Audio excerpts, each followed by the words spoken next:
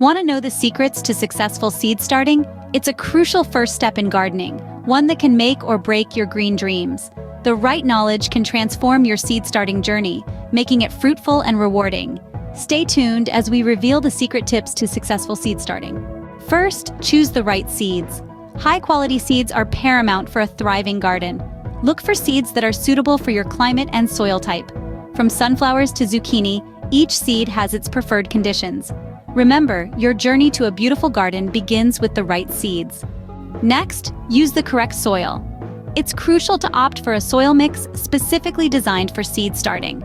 Different soils like loamy, sandy, or clay all have unique benefits. Remember, the right soil mix can make a world of difference in seed starting. Then, provide adequate light and water. These are the lifelines of your seeds.